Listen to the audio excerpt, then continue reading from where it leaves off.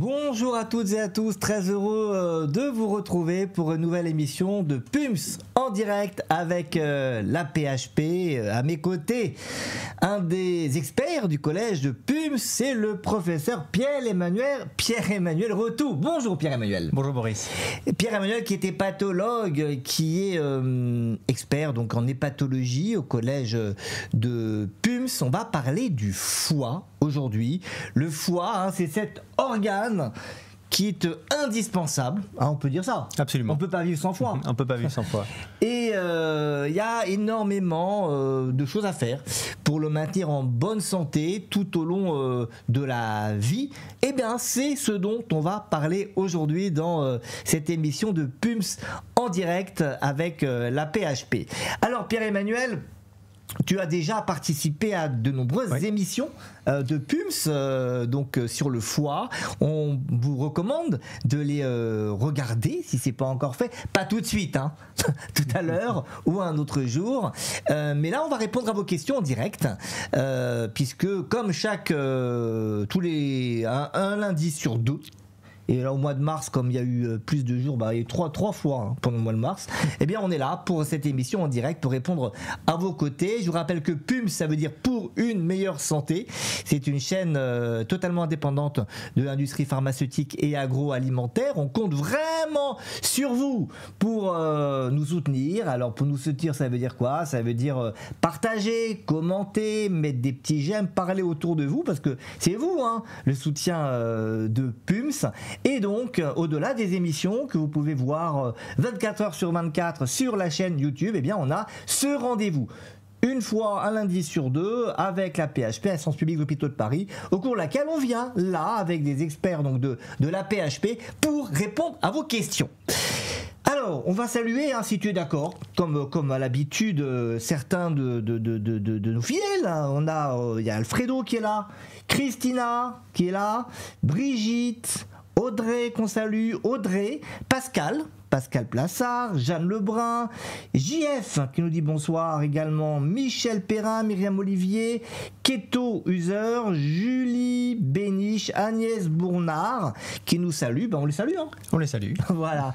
N'hésitez pas donc à poser vos questions. On va y répondre dans les 45 minutes. Et alors, on a l'habitude aussi au début d'émission, et puis de temps en temps, de lancer des petits quiz pour voir un petit peu le degré de connaissance de celles et ceux qui nous regardent. Un quiz souvent qui fait référence à une idée reçue. Donc, est-ce que tu as une idée, petite question comme ça qu'on va poser? On va demander aux gens qui nous regardent de nous dire ce qu'ils pensent sur une question spécifique, et puis on n'y répond pas tout de suite. On y répondra dans quelques minutes, le temps que tout le monde puisse répondre. Alors, est-ce que tu as une idée comme ça, une question? Le radis noir, est-ce que le radis noir protège le foie? Ah, question importante. Est-ce que le radis noir protège le foie? Je vais vous dire la vérité, je ne sais pas répondre à cette question. Donc, on vous répondra dans cette émission. Dites-nous, vous nous mettez radis noir oui ou radis noir non. Si vous dites oui, ça veut dire que ça protège. Si vous dites non, ça veut dire que vous pensez que ça ne protège pas. Voilà, et on répondra à cette question dans quelques instants. Alors, Pierre-Emmanuel, ce foie, il se trouve, tout le monde sait qu'il se trouve à droite. Absolument là. À droite, à quoi il sert? Alors, il a deux grandes fonctions. Il a une fonction de synthèse, c'est-à-dire que le foie va fabriquer toutes les composants principaux de l'organisme, les protéines notamment de l'organisme, en particulier les facteurs de la coagulation, mais les protéines qui circulent également dans le sang. Ça, c'est une grande fonction du foie.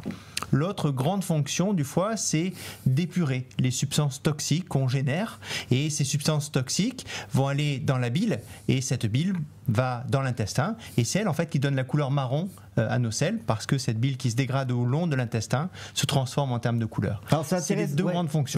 Je coupe juste un instant par rapport à la couleur. C'est intéressant parce que dans une émission, on avait parlé avec notre collègue le professeur Harry Sokol, que tu connais, de la couleur des selles, et justement que s'il y avait un obstacle sur l'écoulement de la bile, les selles devenaient vertes. Absolument. Les fils deviennent mastiques en fait, elles deviennent décolorées, c'est-à-dire qu'elles perdent leur couleur marron, elles deviennent blanchâtres, et ça signe qu'il y a effectivement un obstacle sur l'écoulement de la bile, un obstacle au niveau du foie ou des voies biliaires. Alors, tu parles d'épuration. Oui. Ça fait référence à ce que souvent on entend la détox. Il faut aider le foie à faire son travail, il faut drainer le foie, il faut détoxifier. Est-ce qu'on peut aider le foie à épurer l'organisme de ses déchets et donc à faire de la détox? Alors, pas réellement, mais par contre, on peut mettre le foie dans une bonne condition, c'est-à-dire éviter de le sursolliciter. Et je peux peut-être partager avec toi les résultats d'une étude qui vient de paraître dans un grand journal. Alors, on va partager effectivement ces données. Raconte-nous. Alors, il s'agit d'une étude qui vient de paraître dans le journal de la Société européenne des pathologies, donc un journal très prestigieux et très solide, qui est l'expérience d'Américains qui ont collecté chez plus de 4000 individus le suivi au cours du temps, donc 4000 individus suivis pendant plus de 20 ans, et ils ont regardé les événements qui étaient liés au foie, on dit, c'est-à-dire en fait le fait d'avoir des problèmes de santé liés au foie, et quels étaient les facteurs qui protégeaient, et à l'inverse, quels étaient les facteurs qui aggravaient. Alors évidemment, ils avaient enlevé de cette population ceux qui avaient une maladie du foie évidente, une hépatite virale, ceux qui avaient une consommation excessive de boissons alcoolisées, qu'au passage on seuil à pour les hommes plus de 14 verres par semaine et pour les femmes plus de 7 verres par semaine. Ça c'est ce qu'on dit habituellement, voilà. Et même les recommandations de Santé publique France, c'est maximum 10 verres par semaine, voilà. Ou 2 verres par jour et pas tous les jours. Exactement. Voilà. Et c'est vrai que parfois, on voit que l'homme pourrait boire jusqu'à 2 verres par jour, la femme jusqu'à 1 verre par jour. Donc ça, c'est la recommandation classique, mais tu vas nous révéler des choses. Là. Voilà, donc là, ils ont utilisé cette très grande cohorte, quand même plus de 4000 malades, plus de 20 ans, pour analyser ces facteurs protecteurs et puis ces facteurs, à l'inverse, associés à la survenue de complications du foie. Alors, première chose intéressante, c'est que la consommation de boissons alcoolisées, même modérée, est associée à un surrisque de problèmes du foie. Et en fait, finalement, quand on reprend les études, la consommation de boissons alcoolisées qui protègent le foie, tu sais combien c'est ? Moi je sais, mais je pense savoir. Mais dis-le parce que... c'est 0 en fait. La consommation de boissons alcoolisées qui protège le foie, c'est 0. Et dès qu'on commence à avoir une consommation même modérée, eh bien, il y a un surrisque. Alors évidemment, le surrisque augmente de manière exponentielle avec la consommation. C'est-à-dire qu'au début, l'augmentation du risque est modérée, et puis au-dessus des seuils dont on a parlé tout à l'heure, elle devient très importante. Alors, attention aussi à ce qu'on dit, on n'est pas en train de vous faire peur en disant que si vous buvez un verre de vin par jour, c'est une catastrophe et que vous allez mourir avec une maladie du foie. Là, on parle de science. Hein, c'est important de rappeler toujours, là on est en train de vous dire qu'en épidémiologie, il y a une relation entre la consommation d'alcool et les maladies du foie dès le premier verre de vin par jour, y compris le vin rouge d'ailleurs. Absolument, quel que soit le vin. Quelle que soit la boisson alcoolisée, quelle que soit la... T'es plutôt vin rouge, vin blanc ? Plutôt vin rouge, mais avec modération. Avec modération. Champagne. Aussi. Hein, voilà. Ce qu'on est en train de vous dire, c'est la relation épidémiologique. Après, en termes de recommandations pour le quotidien, chacun fait comme il veut et on passe notre vie à prendre des risques. On passe notre vie à prendre des risques, et donc l'idée c'est pas d'aller vers le risque zéro, l'idée c'est de minimiser les risques tout en profitant de la vie normalement. Hein. Donc on ne remet pas en question la possibilité de boire un peu de vin pour le plaisir. Hein. On ne boit pas du vin pour la santé, et ce qu'on dit c'est qu'il n'y a aucun bénéfice à boire un verre de vin par jour. Donc comprenez bien ce qu'on vous dit, hein, on n'interdit rien, on ne dit pas qu'il faut prendre 0 risque, sinon vous allez tout de suite nous dire on ne peut plus rien manger, on ne peut plus rien boire, et vous aurez raison. On est juste en train de vous donner de l'information et que chacune et chacun d'entre nous puisse s'approprier ces informations pour gérer son quotidien. On est d'accord ? On est d'accord, et je pense que de manière simple, si on peut rester sur les règles que tu as rappelées, 10 verres par semaine, c'est une... Maximum, voilà. Maximum, absolument. Donc ça, c'est le premier élément. Les boissons alcoolisées, dès les petites consommations, sont associées à un surrisque. Mais il y a d'autres éléments qui sont associés à un surrisque. Le tabac aussi. Alors le tabac, on le connaît bien pour ses méfaits sur la santé en général. Mais sur le foie, il s'avère aussi qu'il s'associe à un surrisque de maladie du foie. Donc le tabac, surprise pour moi, parce que je ne savais pas qu'il y avait un lien avec les maladies du foie. De toute façon, on sait déjà qu'il ne faut pas fumer. Là, le tabac, c'est un toxique. Exactement. Voilà. En comparaison avec les autres atteintes, c'est un risque qui est minime, mais malgré tout, il y a un surrisque. Alors, troisième facteur. Alors, la surcharge pondérale. La surcharge pondérale, dès que les kilos augmentent, le nombre de kilos surnuméraires, j'ai envie de dire, augmente, eh bien, ça s'associe à un risque accentué de maladie du foie. Là aussi, c'est intéressant parce qu'on sait que la maladie du foie gras, c'est une cause de maladie chronique du foie avancé, de cirrhose, mais là, ça permet d'identifier que dès les premiers kilos additionnels, on va dire, eh bien, il y a un surrisque qui apparaît de maladie du foie. Alors, important, toujours, là encore, de rappeler, on n'est pas en train de stigmatiser les personnes qui vivent avec un surpoids ou une obésité. Il y a un diagnostic individuel qui doit être fait. L'indice de masse corporelle, le poids, ne suffit pas pour déclarer quelqu'un malade. Ce qu'on dit, c'est que quand on a un indice de masse corporelle qui augmente, il y a plus de risques pour le foie, et donc il y a nécessité d'une surveillance un peu plus attentive. Ça ne veut pas dire qu'on est condamné à mourir d'une maladie du foie dès lors qu'on a un excès de poids, et donc on ne faut pas là, à l'issue de cette émission, se dire oh là là là, c'est une catastrophe, je vais me mettre au régime. Surtout pas, surtout pas, surtout pas, surtout pas. On a beaucoup de vidéos d'ailleurs sur la chaîne qui sont là pour vous donner des conseils sur le plan nutritionnel qui sont raisonnables, qui vous aideront à manger l'esprit léger, tout en faisant attention à votre santé. Alors ensuite. Alors le dernier élément qui est du côté néfaste, c'est le régime riche en cholestérol, que tu pourras nous expliquer mieux que moi, qui lui aussi est associé à un surrisque faible, mais malgré tout existant, de développer des maladies chroniques du foie et des complications. Alors ça, c'est ce qui peut augmenter les risques. Maintenant, il y a des choses qui permettent de réduire. Et voilà, c'est la bonne nouvelle, c'est qu'il y a des éléments qui protègent. Juste parce que tu n'as pas mentionné, et quand même précise-nous pourquoi, le sucre. Parce qu'on a beaucoup parlé dans nos émissions du rôle néfaste du sucre, y compris du fructose d'ailleurs, sur le foie, qui est une cause de maladie du foie gras. C'est pour ça que on dit toujours que les sodas et les jus de fruits en général favorisent les maladies du foie. Et là, tu l'as pas mentionné. Absolument, tu as absolument raison. Je rapporte cette étude qui, comme toute étude, repose celle-ci sur un questionnaire, et il n'y avait pas le fructose qui était pris en compte dans le questionnaire, donc on n'a pas l'information, mais indéniablement c'est un facteur de risque d'aller au foie gras et d'aller à ces complications. Donc oui, tu as raison, il faut le rappeler, que c'est un facteur de risque aussi. Une étude ne résume pas tout ce qu'on a à vous dire, elle donne des informations. Alors maintenant, qu'est-ce qui protège ? Et bientôt, on va vous répondre sur le radis noir bientôt, promis. On a promis.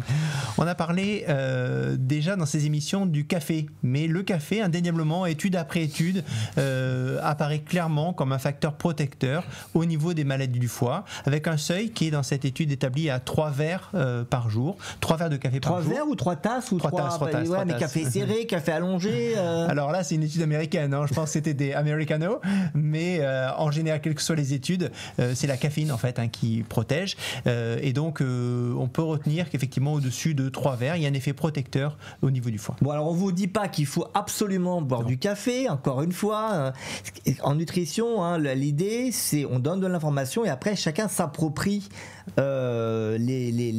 ces informations, et on est là pour vous aider à vous les approprier. Donc si vous n'aimez pas le café, faut pas vous forcer à en consommer, de manière que si vous avez un plaisir important et que c'est important pour vous d'avoir un verre de vin par jour, on vous dit pas arrêtez à tout prix. Toujours pareil, cette nuance, aujourd'hui c'est important de mettre de la nuance en nutrition dans toutes les informations que l'on a. Alors sur le café, je vais vous donner une information complémentaire, parce que on parle beaucoup aujourd'hui des risques de cancer liés à certaines choses. On est alarmiste parfois, l'aspartame l'aspartame peut donner le cancer, tel ou tel produit. Le café, je ne sais pas si tu sais, mais jusqu'en 2016, je crois que je ne me trompe pas dans la date, en tout cas jusqu'à une période il n'y a pas si longtemps, était classé cancérogène possible par l'OMS. D'accord. Ouais, par le CIRC, qui est l'antenne de l'OMS qui classe les expositions à certains, à l'environnement et le risque pour le cancer, eh bien, était classé cancérogène possible. Alors, ça ne veut pas dire qu'on disait ça donne le cancer. Ça voulait dire qu'on n'avait pas suffisamment d'éléments pour écarter totalement un risque de cancer lié au café. Et vous voyez, les choses évoluent puisque l'OMS a enlevé le café de ce chapitre des facteurs qui sont possiblement cancérogènes. Et aujourd'hui, non seulement on ne considère pas que ça soit cancérogène, mais des bénéfices supposés existent, notamment au niveau du foie. Absolument. Ensuite, c'est le régime riche en ce qu'on appelle les acides gras monoinsaturés. C'est les poissons gras, l'huile d'olive. L'huile d'olive surtout, qui est riche en acides gras monoinsaturés. Ça nous fait penser au régime méditerranéen. Voilà, exactement, c'est celui-là même. Et il est bon pour l'ensemble du corps, il est bon pour le foie. Et également, finalement, le foie, c'est un peu comme les autres organes. Les mêmes facteurs, on les retrouve, ils sont bons ou mauvais, un peu comme le reste du corps. Et puis également le régime riche en fibres, également favorable pour le foie. Donc voilà, les éléments vraiment factuels qui nous permettent de protéger son foie. Tu n'as pas parlé de l'activité physique dans cette étude, elle n'est pas mentionnée? Non, mais effectivement, dans d'autres études, c'était un facteur protecteur effectivement des atteintes au foie. Et même quand on a une maladie du foie, l'activité physique est également un élément extrêmement important. Alors, le radis noir maintenant. Alors, le radis noir, il n'y a pas d'étude directement. Attends, je vais te donner d'abord les réponses de ceux qui nous écoutent. C'est à peu près 50-50. C'est souvent comme ça quand on pose des questions. Et on a à peu près 50-50. Isabelle, par exemple, qui dit radis noir, oui. Myriam Olivier, oui. Michel Perrin, oui. Christine Gongalves, oui. Il y a d'autres oui. Julie également. Et puis d'autres qui nous disent non. Christine elle dit oui. JF qui dit non. Mazura Guéjouhoua qui nous dit non. Lilia B qui dit non. Alors, la réponse du spécialiste. Alors, tout le monde a un peu raison, c'est-à-dire que directement, il n'y a pas de preuve que le radis noir a un effet protecteur. En revanche, une alimentation, comme on disait, riche en fibres, oui, c'est positif. Donc, on va dire que tout le monde a raison. On va dire que tout le monde a raison, mais voilà, l'idée, c'est qu'on n'a pas un effet directement détox, non. du radis. Et est-ce que encore ce matin, j'ai participé à une émission de radio de l'excellent Ali Rébéi sur France Inter. Je ne sais pas si tu connais. Ah ouais. Tu connais? Oui, tu es déjà allé à son émission. Je t'ai déjà écouté à cette émission. Ouais, mais je crois que il me semble déjà allé. Non, je ne suis pas allé encore. Pas encore? Bon, bientôt tu vas y aller. Et c'est une émission sur la phytothérapie. Oui. Et certains phytothérapeutes mentionnaient des produits qui pouvaient être drainants pour le foie. Alors, comment tu réagis quand un patient vient te voir en disant voilà, j'ai entendu dire qu'il y a des plantes qui peuvent être drainantes? Alors là, par contre, je mettrais un signal d'alarme quand même, parce que on sait que tout ce qui est naturel n'est pas bon. Autrement dit, la nature recèle de beaucoup de poison. Et quand on prend des substances qui ne sont pas maîtrisées, typiquement des plantes, des herbes, de la phytothérapie, on s'expose indéniablement à un risque. Autrement dit, il y a des substances potentiellement actives dedans, mais pas forcément actives dans le bon sens. Et nous, en tant qu'hépatologues, on hospitalise des gens qui ont des hépatites fulminantes, des atteintes très graves du foie, suite à la prise de plantes, de racines, de substances naturelles, mais authentiquement toxiques. Donc je mettrais vraiment un gros signal d'alarme sur toutes ces prises de substances dites naturelles. Il y a eu d'ailleurs une alerte récente, c'est pas la première, de l'ANSES, je crois, sur des compléments alimentaires à base de curcuma. Alors, c'est pas forcément le curcuma en soi, effectivement, ça peut être ça, mais ça peut être aussi les substances associées, parce que parfois, quand on achète des produits, il y a ce qui est censé y avoir dans le produit, mais aussi d'autres agents qui sont dedans qu'on peut identifier lorsqu'on fait des analyses fines des produits.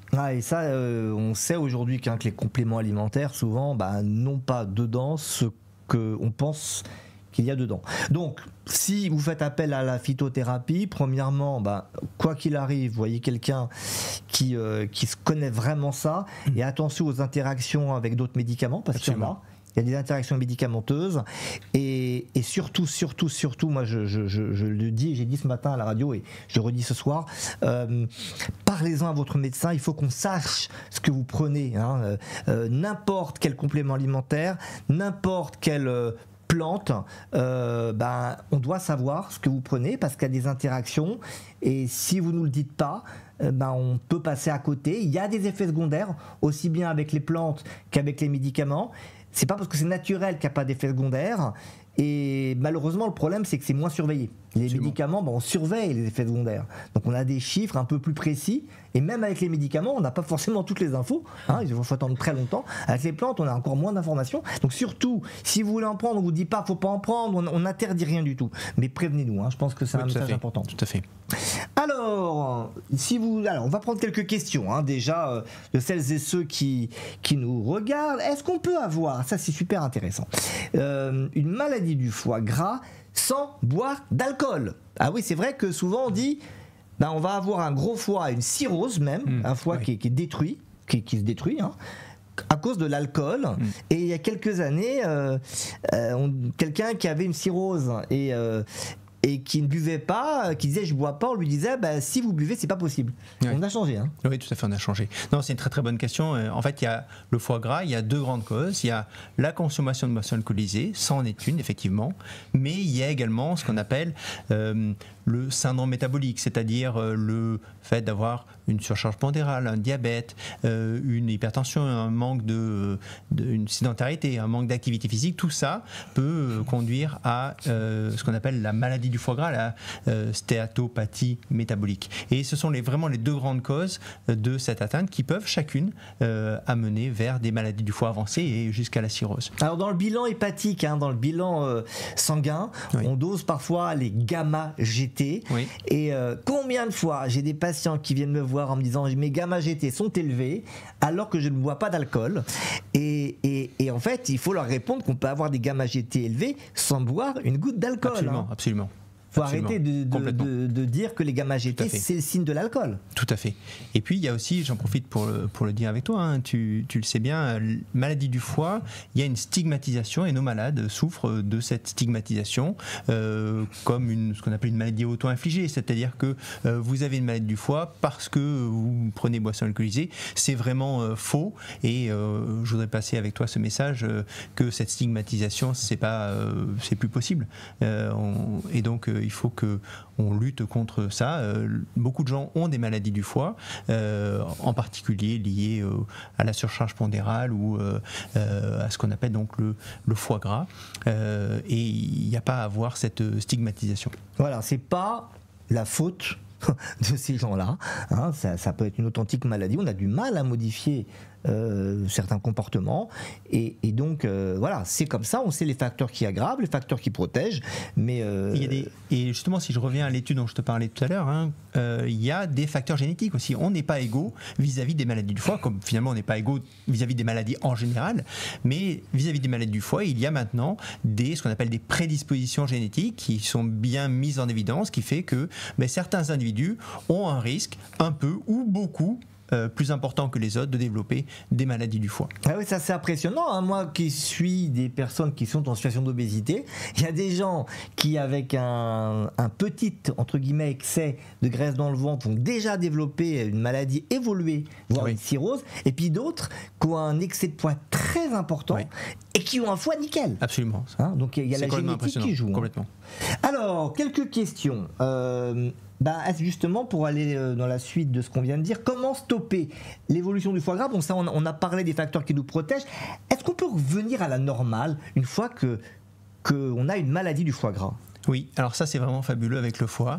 Il y a plein de raisons pour lesquelles le foie est fabuleux, mais une des raisons c'est que le foie a des capacités de régénération. Je rappelle juste qu'il est pathologue. Hein. Bon. Une des raisons c'est que le foie a des capacités de régénération qui sont considérables. On avait déjà parlé dans certaines émissions de PUMS du fait que quand on coupe le foie, eh bien, il peut repousser, il peut régénérer. C'est quand même assez impressionnant. Et lorsque il y a du foie gras, qu'on modifie son alimentation ou qu'on stoppe les boissons alcoolisées, le gras peut disparaître. Et même plus encore, la fibrose, la cicatrice qui amène, quand elle progresse beaucoup jusqu'à la cirrhose, eh bien, elle-même, elle peut régresser. Donc même la cicatrice fibreuse peut régresser et même la cirrhose peut régresser. Donc c'est vraiment des concepts qui ont complètement changé au cours des dernières années et qui sont vraiment des moteurs pour être positifs et être actifs sur son foie. Voilà, donc encore une fois, le foie, au début, il va devenir gras.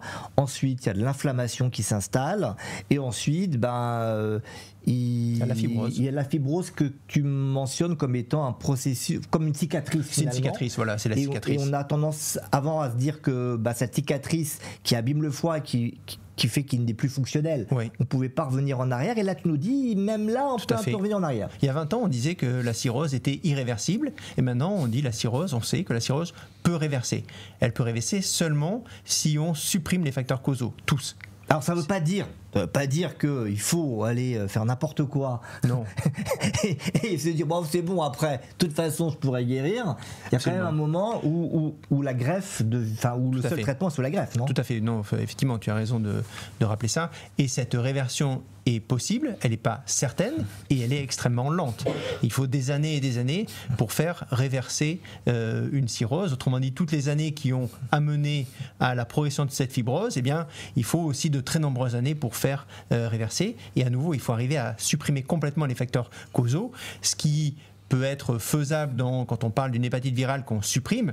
À l'inverse, quand on parle du régime et de la sédentarité, les choses sont plus compliquées d'améliorer à 100% la situation. D'où l'intérêt de la prévention. Absolument. Alors, on va répondre encore à quelques petites questions.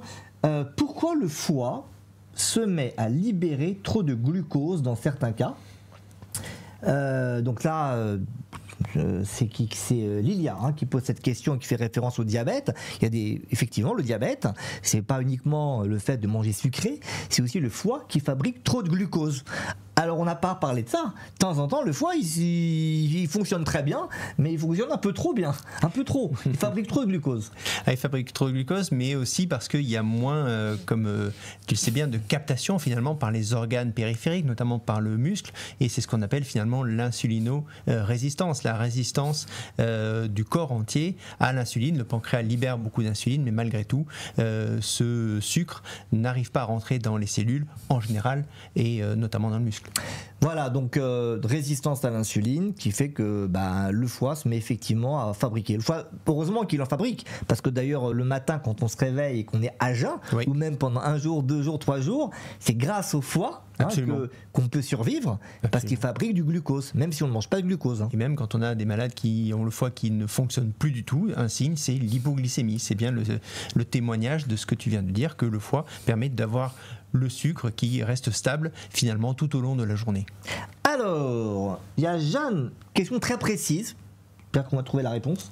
Dans le cadre d'un traitement du candidose, donc c'est un champignon intestinal, dans le tube digestif, ma généraliste m'a prescrit un traitement trimestriel d'épudrin, détox foie, car elle me disait que ce syndrome de mort en masse était lié à un foie engorgé. Joker ? Oui, Joker, là. Quand on a du foie gras, est-ce qu'il faut être suivi par un hépatologue ? C'est une très bonne question. Parce que le nombre de personnes qui ont un foie gras en France, c'est énorme. Absolument. Donc ça, c'est une très belle question et pour laquelle, finalement, les réponses sont en train d'arriver, mais c'est pas très clair, parce que finalement, on parle 20% de la population en France a le foie gras. Donc, 10 millions de personnes, voilà, je pense. Exactement. C'est ça, et je ne me suis pas trompé. Exactement, 20%, exactement, on y est.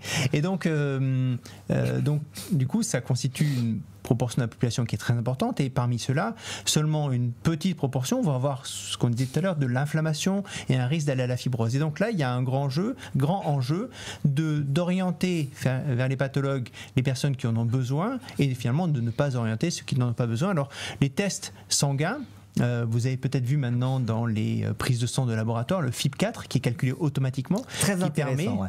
Qui permet. Précise ça, ouais. Donc le FIB4, c'est quelque chose un test, un calcul tout simple qui se fait en fonction de l'âge et de paramètres qui sont sanguins et qui permettent de dire non, il n'y a pas de fibrose, donc finalement il n'y a pas de cicatrice au niveau du foie, donc on est relativement tranquille, ou à l'inverse, peut-être qu'il y a, et d'en parler à son médecin généraliste qui va faire le choix d'orienter derrière vers ce qu'on appelle des tests de deuxième ligne et puis éventuellement vers une consultation spécialisée. Mais ça, c'est vraiment un gros enjeu de santé publique finalement d'arriver maintenant à définir ce qu'on appelle un arbre de prise en charge. Qu'est-ce qu'on fait en première intention, qu'est-ce qu'on fait en deuxième intention, mais clairement ces tests sanguins de routine gratuits sont extrêmement utiles. Voilà, donc FIB4, en fait c'est un calcul que vous faites avec les transaminases. Oui, vous verrez sur votre bilan.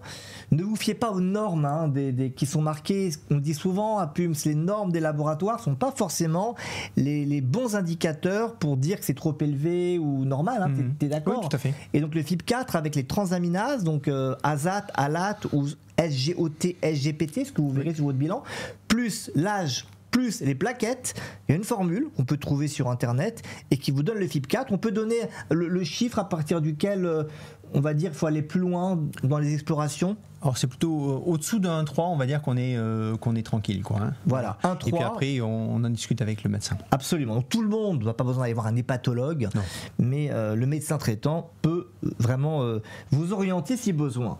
Alors on a parlé. Alors avant de répondre encore, on va aller à un autre quiz. Un autre quiz. Est-ce que tu as une idée? Tiens, moi je vais le poser le quiz. C'est est-ce que vraiment le chocolat donne des crises de foie? Parce que souvent, après le chocolat, on a un peu mal au ventre, on n'est pas bien, on se sent un peu... C'est bon le chocolat quand même. Le chocolat c'est bon. T'aimes bien? Ouais, c'est quoi ton chocolat préféré? Le noir. Le noir, d'accord. Écoute, moi j'aime bien quand même au lait aussi. Mais bon, voilà. Donc le chocolat... Est-ce que ça donne vraiment des crises de foie et comment on peut faire pour éviter d'avoir des crises de foie avec le chocolat? Donc, vous nous répondez ici. Si ça donne des crises de foie, vous nous dites chocolat, oui. Ça veut dire oui, le chocolat, attention aux crises de foie. Si vous dites non, le chocolat ne peut pas donner des crises de foie, c'est une idée reçue, vous mettez chocolat, non. Alors...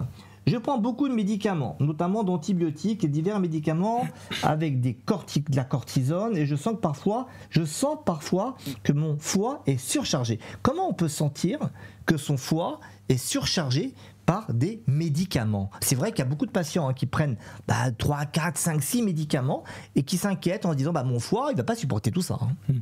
Alors les symptômes liés au foie finalement ne sont pas très spécifiques et c'est plutôt pas des douleurs. C'est les douleurs, ce qui fait mal dans le foie finalement c'est pas vraiment le foie, c'est les voies biliaires et donc c'est pas en lien avec les médicaments. Donc généralement quand on a un problème au foie, ça se manifeste pas vraiment par des douleurs et ça se manifeste pas vraiment non plus par des pesanteurs, c'est plutôt des troubles digestifs. Les problèmes liés au foie vont se manifester typiquement par le fait d'être jaune, d'avoir les yeux ou la peau qui est jaune. Et puis, la jaunisse. Exactement, la jaunisse. Donc ça c'est une maladie du foie qui est plutôt déjà sévère certainement. Et puis il y a des symptômes qui sont pas très spécifiques comme les nausées, vomissements. Ça aussi, ce sont des signes qui peuvent être associés à une maladie du foie. C'est la prise de sang qui va déterminer si le bilan du foie est bien, s'il n'y a pas de problème au foie. Si à l'inverse, il est anormal, et bien là, il faut des examens supplémentaires. Voilà, mais c'est pas toute gastro-entérite ne signe pas des maladies du foie. C'est pas à chaque fois qu'on a la nausée, le vomissement qu'on a une maladie grave du foie. Donc les médicaments peuvent être parfois toxiques pour le foie, mais ce qu'on vous dit, c'est que à moins qu'il y ait une situation un peu grave, une hépatite importante, une inflammation importante avec une destruction du foie, on ne peut pas s'en rendre compte. Non. C'est une prise de sang qui permet de dire il y a peut-être une toxicité à prendre en compte. Exactement. Alors, on a des réponses. On a des réponses concernant le chocolat. Alors là, voici la majorité d'entre vous. Vous nous dites non, le chocolat ne donne pas de crise de foie. Surprenant. Quand je prends du chocolat, moi... j'ai l'impression que mon foie est surchargé. Tu prends beaucoup de chocolat et du chocolat au lait. Non, c'est vraiment des troubles digestifs. Et effectivement, nos téléspectateurs ont raison, c'est pas une source de crise de foie. Et finalement, la crise de foie n'existe pas directement. Il s'agit de troubles intestinaux, finalement, le fait d'avoir mangé un peu trop. Un peu trop gras, un peu trop sucré, un peu trop en quantité. Donc on se sent, on se sent un peu surchargé, mais c'est pas le foie qui est surchargé. chargé, c'est le tube digestif, quoi. Voilà. Bon, en tout cas, c'est voilà, la plupart de ceux qui nous regardent savent déjà ça. On en a parlé dans Pums déjà. Hein. C'est peut-être pour ça hein, que vous savez ça. Alors, beaucoup de questions encore. Alors, on a parlé des hépatopathies, des maladies du foie liées à l'hygiène de vie. Il faut qu'on parle aussi d'autres causes, parce qu'il y a la prévention à faire aussi. Ce sont les maladies hépatiques. Il y a des virus. Hein. Oui, tout à fait. Alors, les virus, deux grands virus qui sont source de maladies chroniques du foie, le virus de l'hépatite B et de l'hépatite C. Ces deux virus donnent des maladies donc chroniques qui peuvent amener à la cirrhose. Alors, ils sont pour les deux de transmission sanguine. Pour l'hépatite C, que sanguine. Pour l'hépatite B, sanguine et sexuelle. L'hépatite B peut aussi donner des formes aiguës. Alors, il y a une différence entre les deux. L'hépatite B, on a un vaccin. Et donc, il faut vraiment promouvoir la vaccination dont on sait qu'elle est sûre et qu'elle est extrêmement efficace pour éviter les hépatites aiguës et les hépatites chroniques qui peuvent aller jusqu'à la cirrhose. Alors, ça a beaucoup évolué au cours du temps. Oui. Le vaccin contre l'hépatite B, aujourd'hui, il est recommandé à qui ? Alors, il est recommandé à l'ensemble des jeunes enfants et a fortiori chez ceux qui ont un membre de la famille qui est infecté.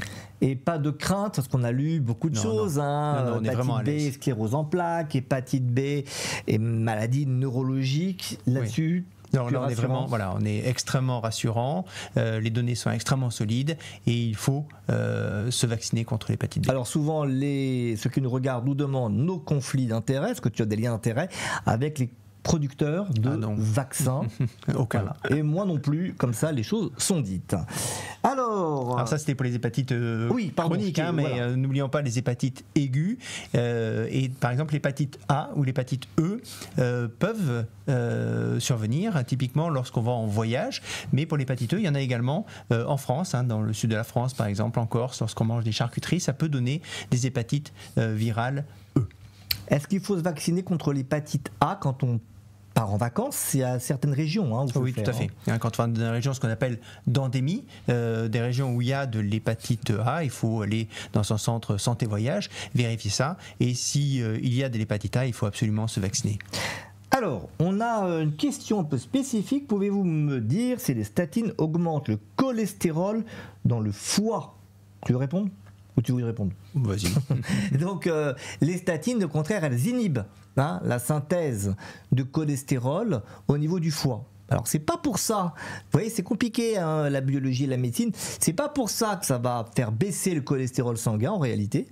Parce que, en même temps qu'on baisse la production de cholestérol par le foie, l'absorption du cholestérol au niveau de l'intestin va augmenter.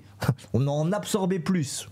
Bon, mais quand vous bloquez comme ça avec les statines la production de cholestérol par le foie, ce qui va se passer, c'est que on va davantage éliminer le cholestérol de l'organisme grâce à des récepteurs. Voilà, c'est un peu compliqué à expliquer là, mais c'est important parce que ça montre à quel point souvent on a des idées un peu rapides en se disant si je mange du cholestérol, je vais faire beaucoup de cholestérol dans le sang. Si j'arrête le cholestérol, j'aurai un cholestérol normal. En fait, pas forcément. Ou si je prends des statines, alors d'un côté ça baisse mon cholestérol, mais ça a entraîné d'autres problèmes. Voilà, c'est un peu plus compliqué que ça. Mais voilà, je voulais répondre quand même à cette question. Alors, on a parlé des hépatites, donc des causes les plus fréquentes. Après, il y a des gens qui ont des maladies du foie et on ne trouve pas immédiatement la cause. C'est-à-dire qu'ils n'ont pas d'excès de poids, ils ont une bonne hygiène de vie, ils n'ont pas d'hépatite virale et pourtant, le bilan sanguin montre encore des anomalies, les fameuses transaminases. Est-ce que c'est notre faute? Est-ce que c'est la faute à la pollution? Est-ce que c'est la faute aux médicaments? Enfin, finalement, pourquoi est-ce que certains développent ces maladies du foie et qu'est-ce qu'on peut faire contre ça?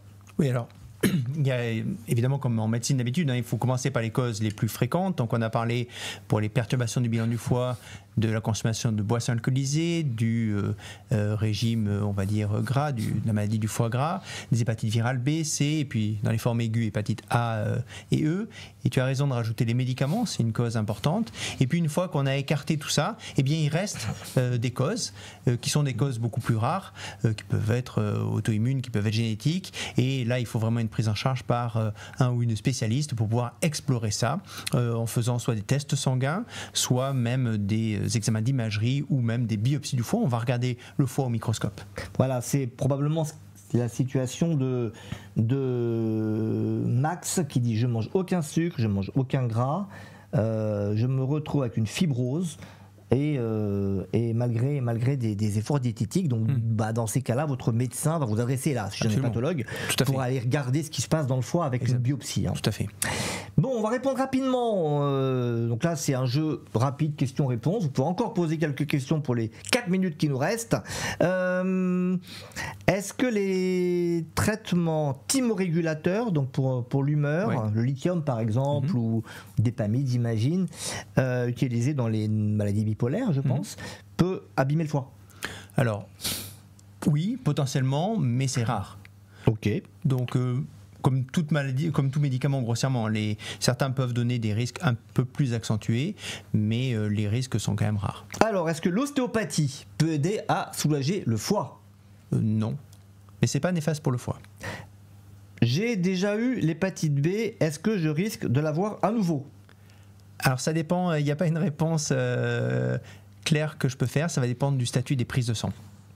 C'est-à-dire qu'on peut guérir. Je l'ai amené sur un terrain compliqué. Soit on guérit, dans les prises de sang, on voit que l'hépatite B a été ce qu'on appelle guérie, auquel cas il n'y a pas de risque de récidive. Soit à l'inverse, elle est endormie, on va dire, et là, elle peut, dans certaines conditions, se réactiver. Vous avez parlé du café, bah oui, tout à l'heure, mais le thé vert, le thé noir, blanc ou bleu, je connaissais pas le thé bleu, moi. Non, moi non plus. Bon, bah, ça serait bien de nous faire goûter le thé bleu, Myriam. Hein? Voilà, on attend une petite dégustation de thé bleu. Alors, l'effet du thé sur le foie. C'est moins bien démontré. C'est moins bien démontré pour le thé. C'est solide pour le café, après des années, des études et des études. Pour le thé, c'est moins clair. Voilà, donc en tout cas, on attend toujours le thé bleu. Hein. Bien, encore, allez, on va terminer, il nous reste 2 petites minutes, peut-être un message important. Quand on a une maladie du foie installée, tu nous as dit il faut enlever tous les facteurs qui favorisent cette maladie du foie, donc évidemment l'alcool, évidemment les aliments sucrés, d'ailleurs plus le sucre que le gras, hein. C'est ça le message aujourd'hui à éliminer. Mais à un moment donné, est-ce qu'on peut... c'est quoi? C'est la greffe, le seul traitement? Il n'y a pas comme pour le rein, ce qu'on appelle la dialyse, c'est-à-dire quelque chose qui permet de remplacer le fonctionnement du foie normal. Alors, le premier message, c'est vraiment de supprimer les facteurs causaux, parce que quand on a supprimé les facteurs causaux, on laisse au foie la capacité de régénérer, de repartir. Donc ça doit vraiment être un très fort objectif. Quelle que soit la cause. Pour ce qui est de la maladie du foie gras, la bonne nouvelle, c'est qu'il commence à y avoir des traitements qui apparaissent et il va y en avoir certainement de plus en plus dans les années à venir. Pour ce qui est de la greffe, c'est vraiment restreint à une petite population, les gens qui ont une maladie du foie mais qui est très très avancée, très sévère, avec beaucoup de complications, où là effectivement ça reste une option, mais vraiment très limitée en termes de nombre par an. Merci beaucoup Pierre-Emmanuel. Alors si vous voulez en savoir plus sur le foie, encore une fois, sans jeu de mots, c'était nul. Bon, eh bien vous pouvez consulter nos vidéos sur la chaîne. Vous avez pas mal de vidéos, vous tapez foie dans le moteur de recherche, foie PUMS, ne partez pas de PUMS, vous restez sur PUMS et vous verrez donc différentes vidéos où on reprend pas mal de messages d'aujourd'hui avec des émissions que nous avons tournées il n'y a pas si longtemps que ça. Absolument. En tout cas, on était très heureux d'être avec vous aujourd'hui. On va rappeler que PUMS, c'est la chaîne sur laquelle vous trouvez, qu'on vous encourage, si ce n'est pas encore fait, à vous abonner, à partager, à liker. On compte sur vous. Dites-nous ce que vous avez pensé de cette émission. N'hésitez pas à nous donner des idées pour des sujets d'émission qui vous intéressent. Tout ce qui concerne la prévention, ça nous passionne et on veut vraiment vous aider dans ces émissions de PUMS avec la PHP. D'ailleurs, on se retrouve dans 2 semaines avec un autre sujet de prévention. On ne sait pas dans 2 semaines, c'est le 7 avril. C'est pas 2 semaines, 7 avril? Non. Ah, c'est la semaine prochaine? Ah, c'est Imen qui est derrière, qui un jour... Est-ce que vous voulez voir Imen? Est-ce que vous voulez voir Imen? Dites-moi si vous voulez voir Imen, qui est une collaboratrice. Elle n'est pas obligée de venir se montrer, hein, mais si un jour vous voulez la voir, vous nous dites et je discute avec elle si elle veut. Donc, on se retrouve le 7 avril, donc c'est la semaine prochaine, avec le professeur Cellier. Tu connais le professeur Cellier? Gastro-entérologue. Hein, et pathologue, gastro-entérologue, c'est pareil? C'est la même famille. Oui, mais bon. Mais c'est pas exactement pareil. Voilà. Donc, le professeur Cellier, on parlera du gluten. Est-ce qu'il faut se méfier du gluten? Grand expert du gluten, le professeur Cellier. Grand expert du gluten, voilà. Et donc on sera avec lui la semaine prochaine à 18h30, même lieu, même site, même chaîne. Je sais que là vous êtes nombreux à nous dire que oui, vous voulez voir Imen. Imen, est-ce qu'on peut entendre ta voix? Oui. Voilà, on a entendu la voix d'Imen. La prochaine fois, on verra si Imen veut venir vous faire un petit coucou. Allez, merci beaucoup encore, Pierre-Emmanuel. Merci Maurice. Merci à vous de nous avoir suivis et on vous dit à très bientôt, à très vite sur PUMS.